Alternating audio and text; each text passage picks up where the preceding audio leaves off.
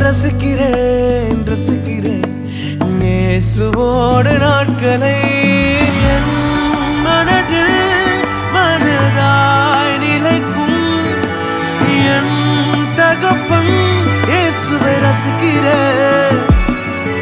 கோடிகள் அனைத்தும் அழகாய் மாற்றும் என் வாழ்வின் அழகாய் இயேசுவை ரசிக்கிறேன்.